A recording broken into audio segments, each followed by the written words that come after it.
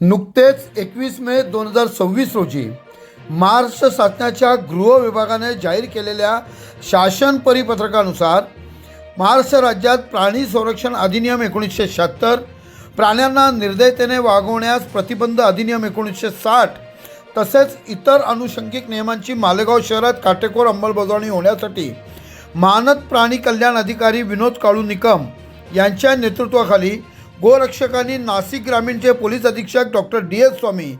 यांना गोरक्षकाच्या बैठकीप्रसंगी निवेदन सादर करत गो तस्करावर महाराष्ट्र संघटित गुन्हे नियंत्रण अधिनियम मकोगा अंतर्गत कारवाई करण्यासाठी मागणी केली। शासनाने जारी केलेल्या परिपत्रकातील वेगवेगळ्या 9 निर्देशानुसार गोवंशाची अवैध वाहतूक, अवैध कत्तल, अनधिकृत कत्तलखाने यांना प्रतिबंध करणे तसेच संबंधित कायद्याची प्रभावी अंमलबजावणी करण्यासाठी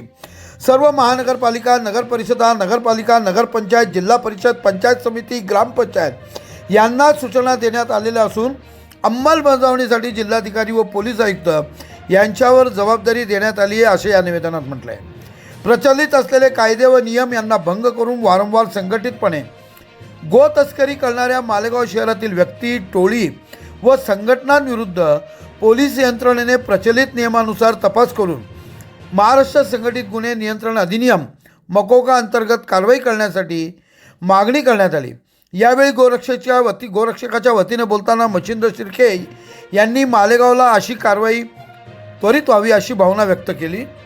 तसेच प्रशासनाने स्थापन झालेल्या गोरक्षक पथकाच्या माध्यमातून अवैध गोवंश वाहतूक व बेकायदेशीर कत्तल बंद करण्यासाठी पहाटेच्या सुमारास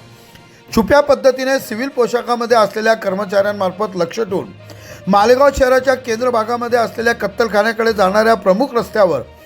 कायमस्वरूपी होणाऱ्या बेकायदेशीर गोवंश वाहतुकीवर कारवाई करण्यात यावी अशी देखील मागणी या निवेदनाद्वारे करण्यात आली आहे। यावेळी सुभाष मालू, साहेबराव वाघ, ज्ञानेश्वर महाजन, वैभव बच्चाव, ललित गोरस, भरत सूर्यवंशी, शुभम पवार, प्रवीण सूर्यवंशी, कल्पेश पिंजन, गोपाळ देवरे, ज्ञानेश्वर देसते, राहुल बच्चाव, योगेश गवळी, सागर सूर्यवंशी, राकेश दुसाने